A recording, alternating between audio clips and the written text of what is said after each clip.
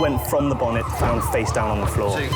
Paediatric trauma It's a call. stabbing quadrant. 25 feet from a ladder onto his back. He's really unwell, and I think anaesthetics need to see him before he goes to theatre. Daphne? Daphne? How is everybody then? Chilling? King's A&E, how can I help? King's College Hospital, London. I got stabbed. I know, it's annoying. My head. One of the busiest A&E departments in the world. I want top to toe, head, chest, abdomen. A place where love, life and loss Don't bloody die. I love you too much for you to die. unfold every single day. All the patients you're about to see were treated in just one 24-hour period. A&E is always like a traffic jam. Can we get a trolley? You've got to realise that there's awful things that can happen to you. I'm so sorry. Life is unpredictable, so it's important that your nearest and dearest know that you love them. You have to tell them that you love them. You must get better and come back to me. I don't want to lose you. Because there may come a time when you're not around to tell them.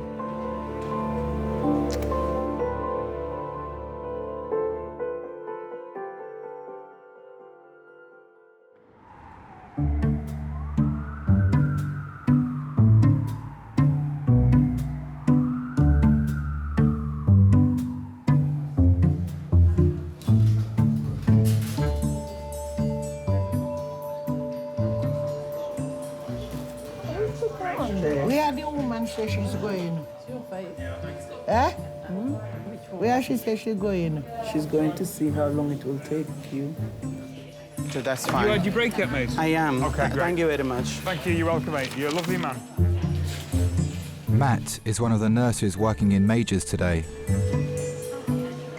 You need to have a slight screw loose, I think, to be a good A&E nurse. You've got to have a sense of humour. So my name's Matthew, nice to meet you anyway. Pleased to meet you, my dear. I think if you were to take a lot of good A&E nurses and say, right, let's put a play on at National Theatre, I think it'd probably be quite good. Because you have to put a face on. And where are you from? Barbados? No, I'm from Dominica. Dominica? Yeah, next to Barbados. So do you speak French? Yes. Ah, Parlez-vous français? Oui, un peu. Bonjour. Oh, bonjour, monsieur. Alors, vous êtes très belle. Yeah. He said you're nice. Right, I'm just going to get you in somewhere. Okay. You need to make an effort. You're meeting people on often the worst day of their lives. Hello there, sir. So it's Mr. Arthur Morris. Is that correct? I'm Dr. Harrison. Nice to meet you. 79-year-old Arthur has been brought to resus after complaining of stomach pains. What's the problem then? Well, as you know, I'm on dialysis. Yes. And it seems when I come home and I get a bit hungry and I start eating, I'll get this pain. It starts in the stomach, then I'll get it all here. All night, for days now, I've been getting it here. And it's really got me down. And this morning, I had a choice either to go to dialysis and sit there in misery, Oh, okay. Yeah. or come up here and try and get it sorted. So I had to pick to come up here. Okay, no, that's fair enough. And you said that eating makes it worse. What about position? So if you're lying flat or sitting forward? Does that make No, if I lay down, it seems to be worse. I think because I've got an ulcer, so they say. In your tummy? Yeah. You know that? I've got an hernia, which I'm having done on the 21st of this month. Okay. And also the main artery there, but also Aorta, yeah. That is enlarged or something. They said if it gets any bigger, well, that's it. I'm gone. But these like kidneys back up. So what else can go wrong? Yeah, exactly. You've got everything in the medical textbook. It sounds like. I'm being held up by wire, aren't I? Keeping me going.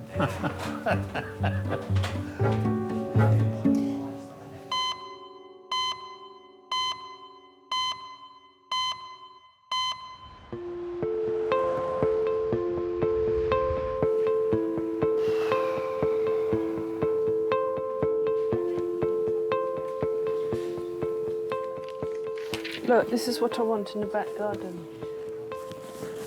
Darling, you're not likely to get that in the Burkhardt room simply because there isn't enough light. There is. Of course there is. At the back, it's the lightest place.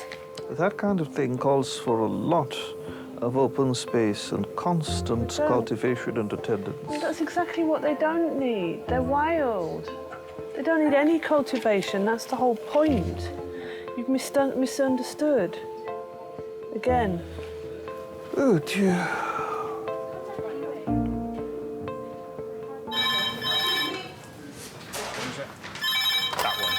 Hello, King's College, resource, red phone. Yeah?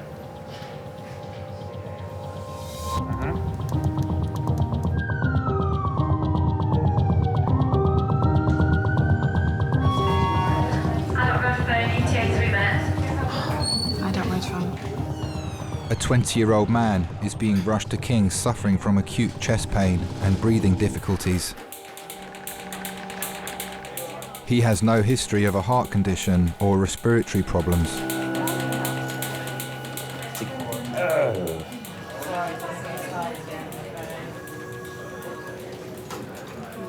This is Tom. Tom is 20 years old, normally fit and well, does smoke about 10 a day. Sat reading, had sudden sharp onset of pain on his left side, so it feels like something's pushing in. Whoa. Giving him 10 milligrams of morphine to have. But that's normally fit and well.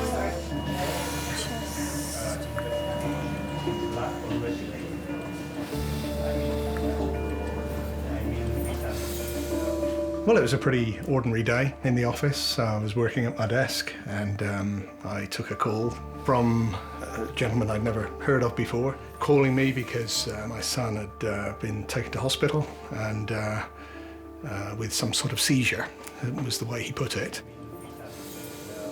But they weren't sure. He hinted at it could have been a heart attack. That was something that made me pretty nervous.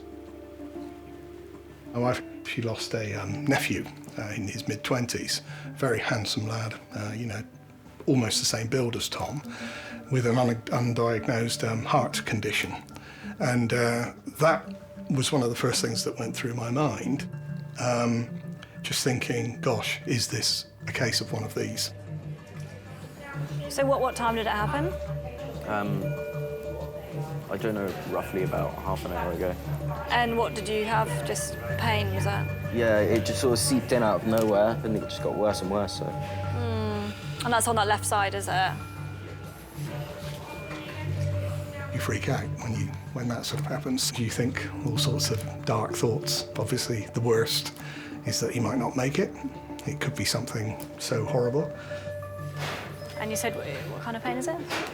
Like a, sort of like a pushing pain. Pushing pain? Into my heart, like. Okay. Like something's forcing. Okay. So I find it all right to breathe out. Yeah. Not in. Okay, it catches when you breathe in, okay. Fair enough. Okay. I thought, well, I might not get to him in time, because I don't know what exactly it is. You just don't know.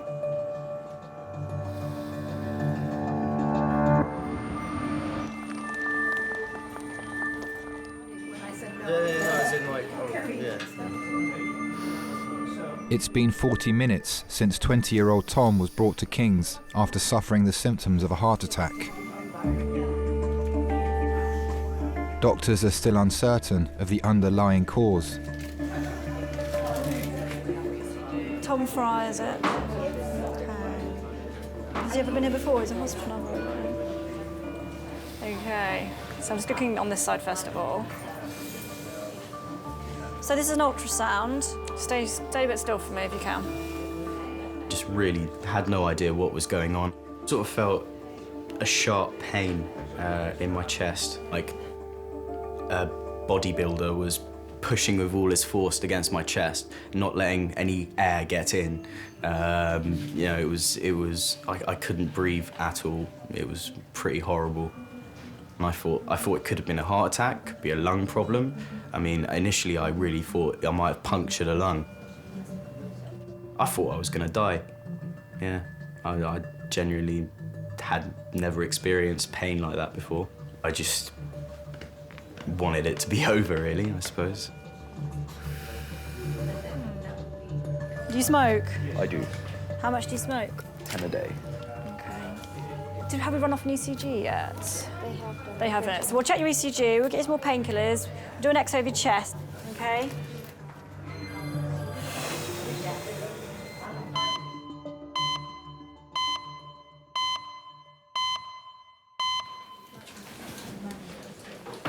Anastasia, do you want to follow me? You can bring any of your friends if you want. All my gang. We'll all only be a my minute. gang. Yes. All my gang following me because he's my daughter and my son-in-law. He's not coming in, is he? He can stay outside. Why? We don't need them, do we? Right. No, we need everybody. I'm only joking, he can come in if you I want. need witnesses. Yeah. You sure you know what you're doing? Not really, no. Oh, But it seems quite easy. I only hope you don't keep me there too long, eh? Well, I hope so as well, yeah. He's not the doctor, Mummy, he's the... I don't have doctors where I'm from. Je suis venu te dire que je m'en vais. Are you from France? No, I'm from Liverpool. Some of the best A&Ers I've met have been quite eccentric, and doctors as well. And I don't know if that's a coping mechanism or not, or to be exposed to like 12 and a half hours of potentially hell on earth. You know, you need to be able to deal with it in one way or another. Certainly, oui? Speak English for me. On a bed, you gotta go on a bed. Oh, she's gonna go in the bed? Well, in a room, a comfortable room. Come, let's go in the room.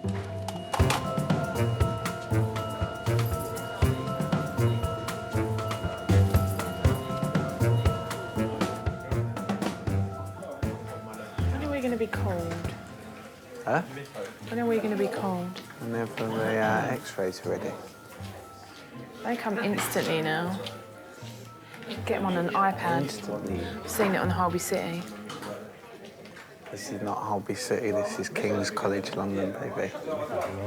Do you want any painkillers, Arthur? I'm not too bad. If I can do without them, I do, you know what I mean? No point in taking them if I don't have to. 20 minutes after arriving at King's, doctors are trying to work out which of Arthur's underlying health conditions has caused his sudden stomach pain. Here we are, Arthur. Just pop the smear loan down. I had one of them when they evacuated me during the war. Did you? Where did you go? I can't think of it. Where was it? Lincoln. Lincoln? Yeah, but when we got there, they was bombing that place, something terrible. So my mum brought us back home. She said, if we're going to die, we might as well die in our own homes in London. Yeah. So that's what she done. She brought us back. During the war, they never had toys or anything like that. It was always, I used to have to make the most of whatever was there. He never ever had anything new. So anything he ever got clothes-wise, and that was handed down by his brothers. So when we used to get something, he used to say, you get it new, I never. I used to have to put cardboard in my shoes and wear belts around the trousers where they were too big. That's what I say, people today, these days, they think they've got it hard, but they ain't. No. They ain't got it hard. You know, see a row of houses one day and they were gone the next. Oh. People you knew, they was gone. Whole families, you know, knew an old family and they was gone the next day. Yeah, well, that must have been pretty scary. Yeah, well, he got used to it after a while. Did you? That's part of my life. Yeah, when I was growing up, he felt safe knowing he was there. Tall, blonde hair, always had his Crombie coat on, or his suit. Always very particular in how he looked. Used to have American cars, he loved his American cars. So we'd all be going down the caravan with the tops down in the car and the country and western music playing loud while he was driving it. He took us to a safari park once and there was no animals there, so he got in the cage and put the banana in his mouth and tried, like, entertaining us the best way he could. He always tried to make the best of a bad situation. He always got you laughing about something and, like, so you weren't too disappointed. And sit forwards for me. Deep breaths. And out. And again. Growing up, when we were teenagers, we loved him with us. We loved him being part of us. I mean, he's even come to nightclubs before and sat at a disco, you know what I mean, talking to everyone, and he loved it. He had his own coaling business, and he used to dress me up in his donkey jacket, and I'd go on the lorries with him on a Friday night to collect his money, My brothers used to work on the lorries with him, like, as they grew older. But I was always on the lorries with him, I loved it. My elder sister didn't. She used to like going out of weekends with my mum and dad and getting all done up. I weren't like that. I liked donkey jacket and being on the lorries with him.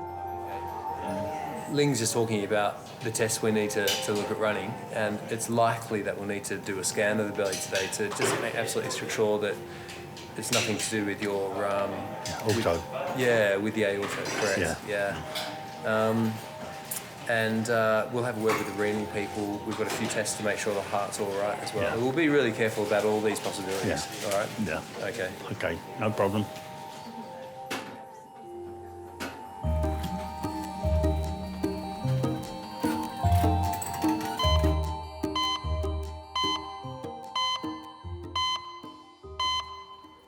Right. From the top. Yes, please. Tango, Victor, Hotel, X-ray, uniform. Retired soldier Rocky has come to King's with his wife Cordelia after experiencing blurred vision. Tango, uniform, X-ray, Tango, November, Alpha, Gulf, Victor. I think you're struggling with that one. Yeah. What is it? Why It's for a Y, Yankee? it's a Y. I'm worried that it could be a detached retina, which could lead to blindness. We are called the odd couple, and I can see why. If there were 100 people in the room and they saw me and Rocky, nobody would put the two of us together. We're like chalk and cheese. We're personality-wise, we're really different. Culture-wise, we're really different. Our outlook on life is really different. This could lead to blindness, couldn't it? Well, you've come very early. Yeah. So, the earlier it's picked up, the better. I think, to be honest with you, we need to talk to the eye doctor.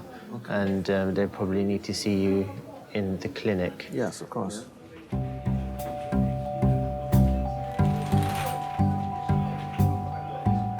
I'm very prone to anxiety. Not that I take Prozac or anything, or I bounce off the ceiling.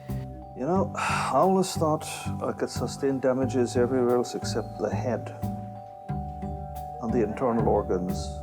I grew up in a very harsh environment, starvation and deprivation. And so there was always that worry, and yes, the worry took a hold, just living. It was really difficult. A lot of people, I wasn't the only one, a lot of people migrated out of Guyana. But the eye has always been primary concern. And worry. He gets really uptight. He thinks the world is going to end. I have to be the voice of reason. I do try and focus on the positive side of things, and I think life is much more successful if you're positive, much happier. Why do you go around thinking about where you can sustain damage? I worry when these chaps just give you the soft soap. He's not giving you a soft soap. He doesn't know. He is not an eye expert. He doesn't know. I think it brings out the worst in me, because then I start getting like a sergeant major and sort of being much more rough than I intend to be. So it sort of brings out the worst in both of us, I think, yeah. But it probably starts with him, I think.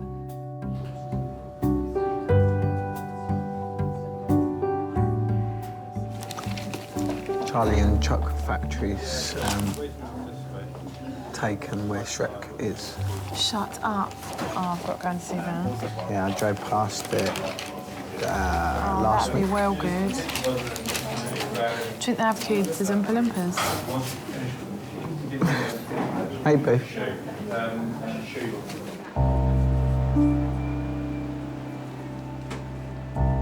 Doctors are concerned that the major artery in Arthur's heart may be in danger of rupturing. He is having a CT scan to assess the level of swelling. Is your dad the sort of man that copes well with pain? Yeah, he won't ask for help or nothing. He'll put up with things as best he can. He's not one to run to doctors growing up, I didn't even know him to go to a doctor. He used to eat a mouthful of Vic when his chest was bad, and that was it. Where he was a Coleman, and he used to get a lot of clocking on his chest. He used to just eat Vic and steam his chest, and that was it. That was his medication.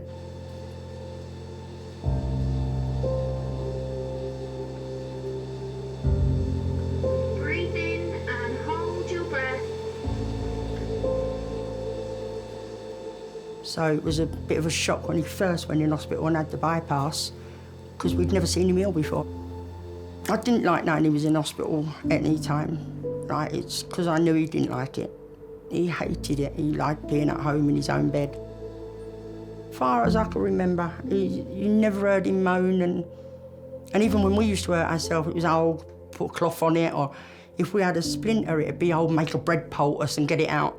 You know what I mean? He was never one to fuss over pain. He always just got on with it, and he didn't believe in things like depression and that. He said that was an excuse. Like, he didn't believe on tablets and things like that.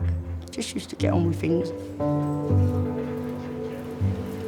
Weird, isn't it? He helped everyone out, but he wouldn't ask anyone for anything. Not help with anything. Always got on with it on his own.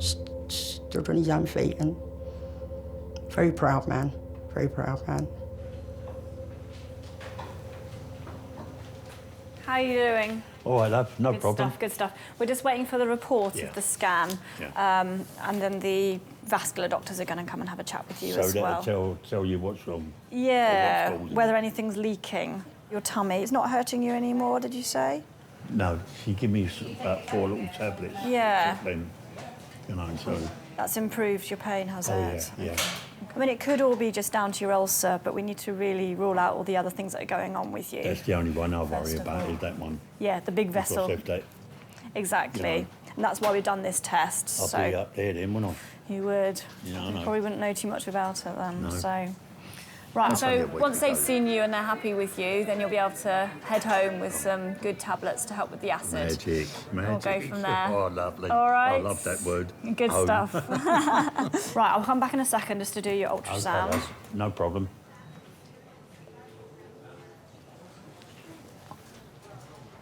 Oh.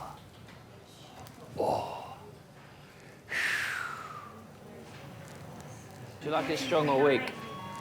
Do you like it strong or weak? Strong. Okay. I'll leave the tea bag in there a little bit longer. My mum says a good cup of tea is how long you leave the bag in there. That's right. So the spoon stands up in the middle. Is that what it... falling. It's always the way we British are always like that, aren't they? Everything can be solved with a cup of tea. Yeah. There's not much I can prescribe, just humour and tea. That's all it it seems is. to work. There we go. All right, Bless try you, that. my friend, you're a diamond. It's a rubbish cup of tea, I'll make you another one. Oh, I've had worse, don't worry.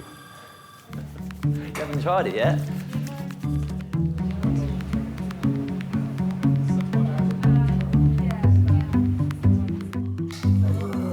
Asleep. Put your head down. I'll sing you to sleep. Go to sleep. Baby cakes.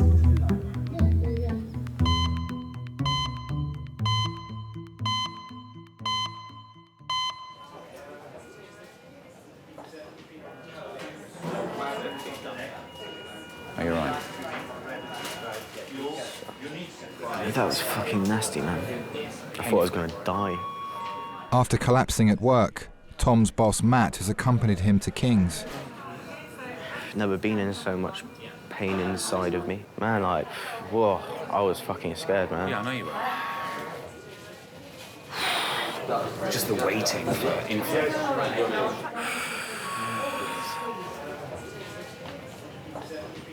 Shop will be all right. Who gives a fuck? It's not very important. I sort of do, man. I didn't want to go to university. My brother chose the academic route. I didn't. I wanted to work my way through life from the bottom. I started working in hospitality, learned making cocktails and basic sort of, bartending skills. And then eventually that got me into the wine trade. I was quite driven by the idea of getting my own place and job and having my own life. I wanted to be independent. I wanted to prove to myself and to my mum and my dad, who didn't, at the time, believe in me much, I don't think.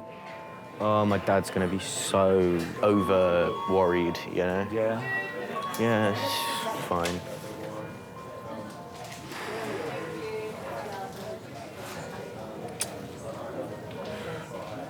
See, last time something like this happened,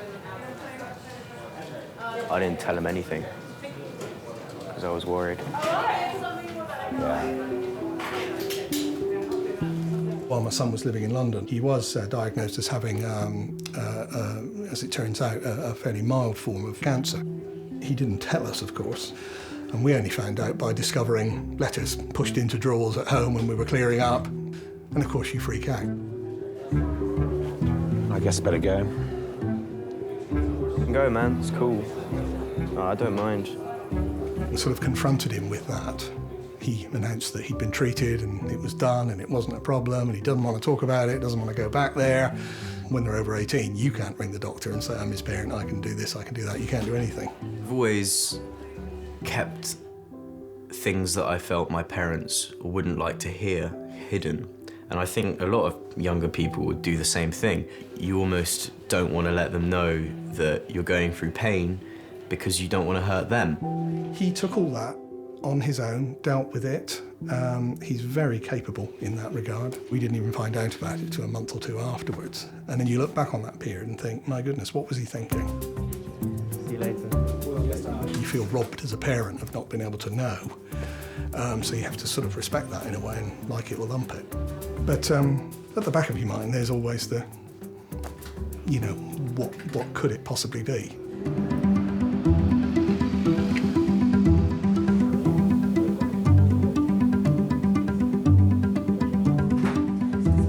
There hasn't been a month this year so far that we haven't been in a hospital of some shape or form. Me up January, Mum in here February, Dad in here March.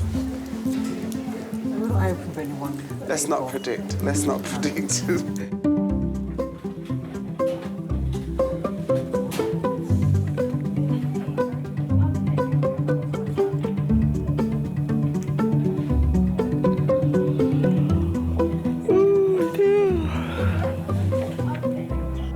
I'm still trying to get in touch with them, but these are just that's a letter and your copy of your notes that you'll need to take to them.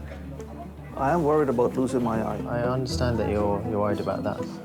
They're very good. You're not just pacifying me there, Sam, are you? It is a very common problem, and the earlier they catch it, the better. Well, okay. Well, thanks a lot. Very reassuring. I'll come and talk to you in a little while. Please, thanks.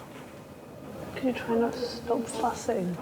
Well, look, I'm right back where I started. He doesn't know what the procedure is, and most importantly, he doesn't know the rate of success, so... Yes, but he knows that they're very good. Yes, well, he'll say that, wouldn't he? It is a very common problem. You don't have to go to the worst-case scenario. So tell me how you and Rocky first met. I used to work with Rocky's sister, and one day she appeared with him, and he rushed up to me, put on his very formal English voice, and picked up my hand and kissed it, and I just thought, what a creep. I took one look at Cordelia, and my head just went where my feet were.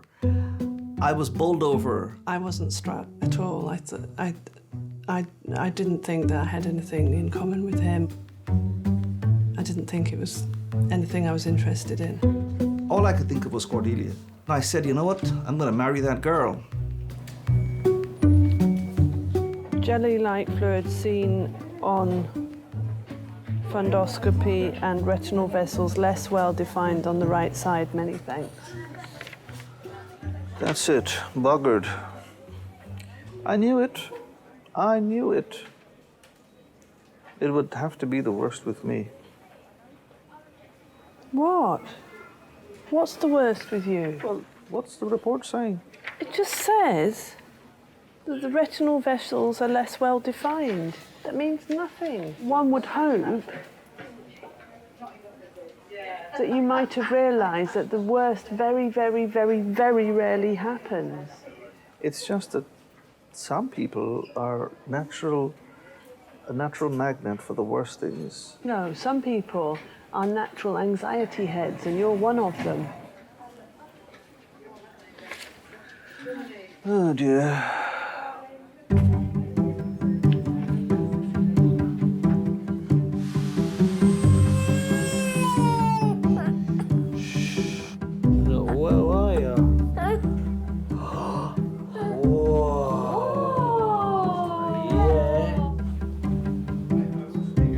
I'm so happy I can breathe.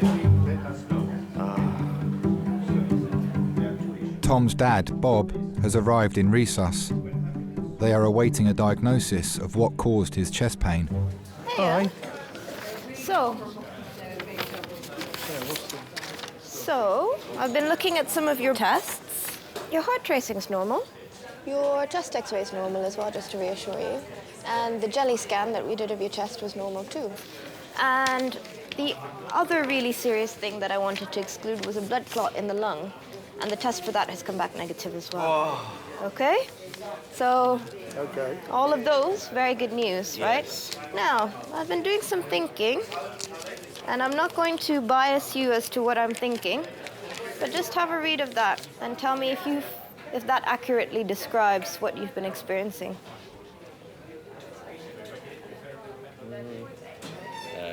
Yeah, the top down to feeling sick, pretty accurate, and then the rest is I've had those before, yeah.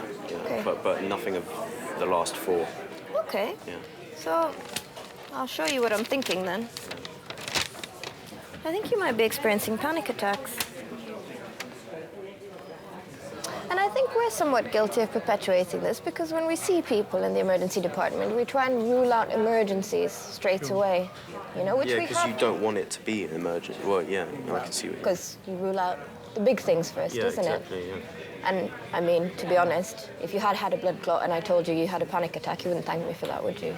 But what got me thinking about this is that you said you were afraid that something was wrong with your heart.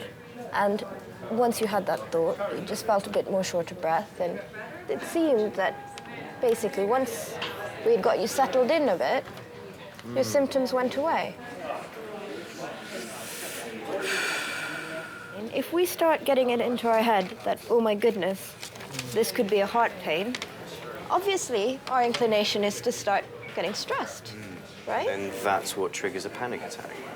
I see. I mean, yeah, this is entirely plausible. Quite stressed lately because you've had 2 flats fall through with his friend. They've been trying to move into a place because they both work. Yeah, we've sorted out Albert's You've had 2 fallen through. You've had all the thing about getting the guarantees in place, holidays moving, sorted, how we're going to make that. You know, you have been quite wound up sometimes.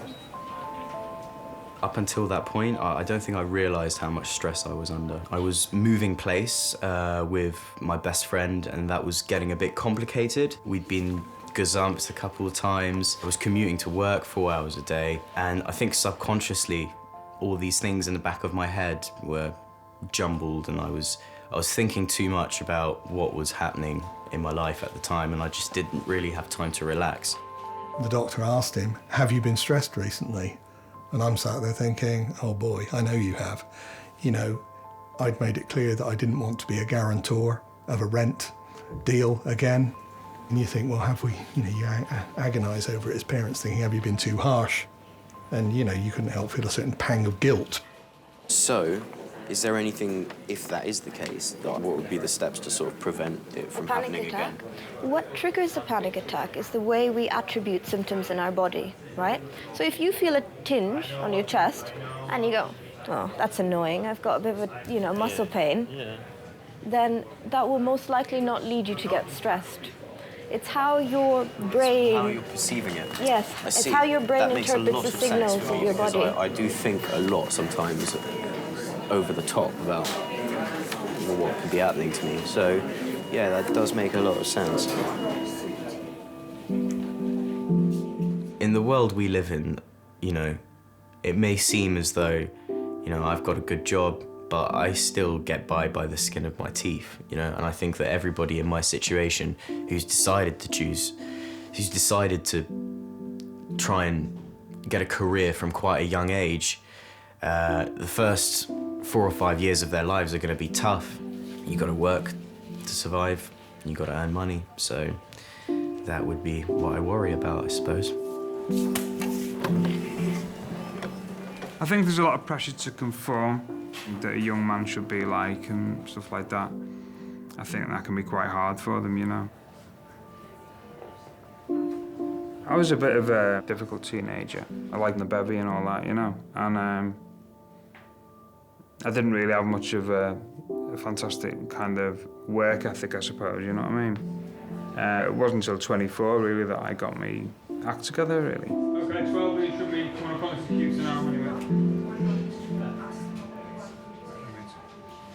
At 24, I decided to stop drinking. I realised that, you know, drinking was costing me more than money. But being a young lad in the north or whatever, it was a very difficult thing to accept. Where I'm from, people drink. I was brought up not to trust people who didn't drink. It's quite funny when these people that you've grown up with and going to the football to watch Everton and all that, suddenly, rather than being in the round, you know what I mean? You're having a Coca-Cola. You know, I'm just some kid from Liverpool who doesn't drink anymore, and I believe that if I hadn't have stopped drinking, I wouldn't have been able to do nursing and all that, you know.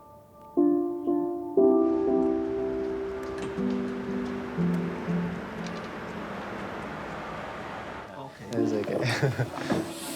Yeah, so I spoke to the eye doctor. I explained to them all about your eye problem. So they said that they would like to see you today, but not immediately. If there's one thing you said you love about it the most, what would that be? I think it's the sweetness and the kindness and the thoughtfulness and the caring. Booked at the moment, so you need to be seen by the on-call doctor at 6:30. Okay. Okay. Okay. He'll go out with the dogs and he'll pick a bunch of dandelions or daisies or, you know, some wild flower and put it in the dog's collar and send the dogs up to me and say, you know, they bought this for you, things like that, which is really sweet. Yeah, of course. Our relationship is quite interesting because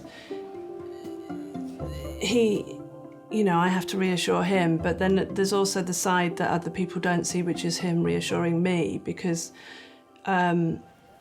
I became very ill after he first met me. I was diagnosed with ME when I was in my mid-30s. And I've spent several years where I could hardly get out of bed in the morning, and I couldn't put my clothes on, I could hardly wash myself, I could hardly look after myself.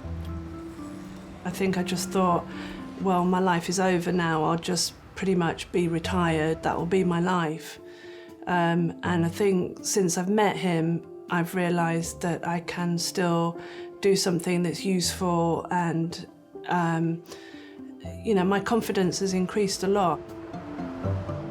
If it weren't for Rocky backing me and supporting me, and I suppose being prepared to, he says that he's my consort. We are so different in so many ways on the outside, I suppose even on the inside. But that, I suppose, is one of the reasons why we're drawn to each other and we complement each other so well. We are the odd couple, but it works. It works.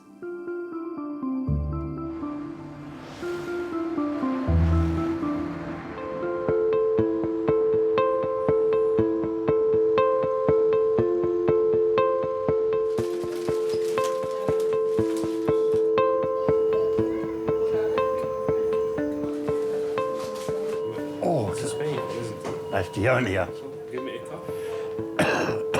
Arthur has been referred to the specialist vascular doctors at King's. They are concerned that his ongoing stomach pain may be a symptom of swelling in the main artery supplying his heart. There's a pain there. It's all right there. It's all right? Nothing there, yeah, nothing there at all. We had a look on the scan about the aneurysm. It doesn't show any changes compared to the scan a year ago. That's a relief. Which is That's a relief, yeah. Because if we were thinking it's coming from there, you would have needed to have an emergency operation to repair. That's what I was worried about. Which is a worry. You know, it's something major, and there is a very hard. Because they're always weary of putting me under anaesthetic now. Bless him, my friend.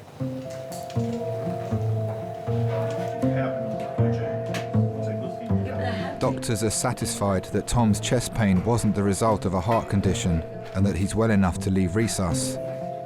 He does get so involved in it, he throws himself into things. He doesn't like second best. He's already said when he was 17, I want to own my own restaurant at one point, my own nightclub, my own this.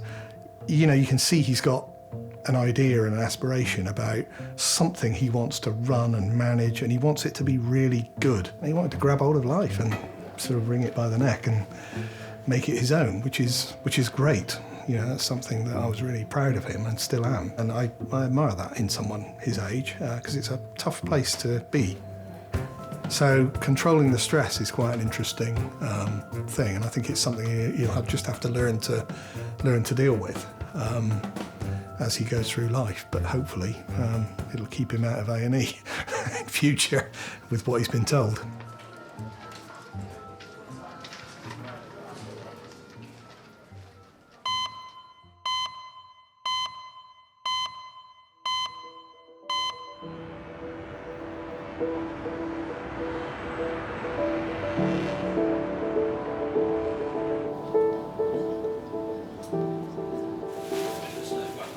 Arthur has been given the all clear. His enlarged aorta is not causing his discomforts, and with his abdominal pain responding well to medication, he's being allowed to go home. My dad is what you call a really old-fashioned gentleman. Even when he was in pain, it still wouldn't make him forget his manners or the way he spoke to people. He's an old-fashioned gentleman. November, looks like Kilo, Tango. After being seen by A&E staff earlier, Rocky has returned for his appointment with an eye specialist. Golf, Yankee, no, that's Tango, Lima.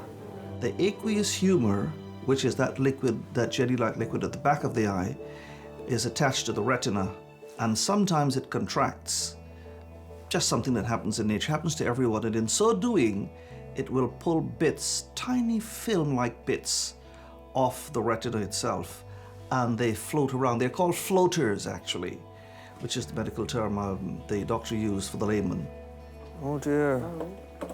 But he said not to worry, just give it time, the body will absorb it. Just my luck.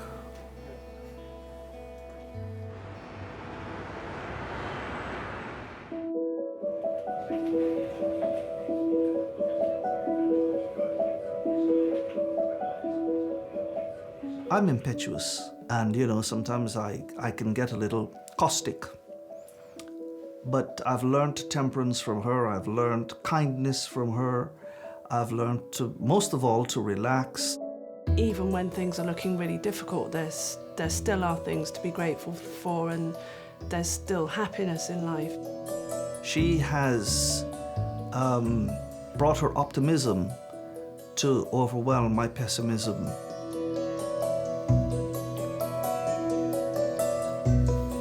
I look at the bigger picture and I think it's probably a good thing that this happened to me. It might have been a heart problem, it might have been a lung problem, and you know, you start thinking to yourself, you know, in the future it could be just that.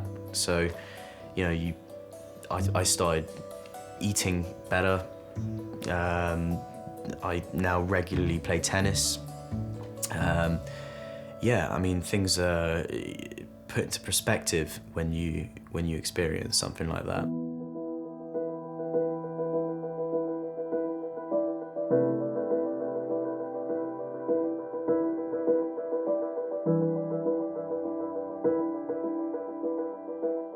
I loved being with him. I loved having him next to me. I was very proud of him. Even my friends used to say, "Oh, you're lucky. Why can't we have a dad like you?" I think, yeah, I won't give him away for the world.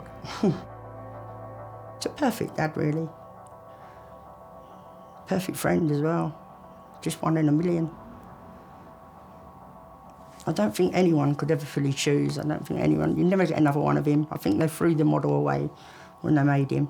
There was only one of him.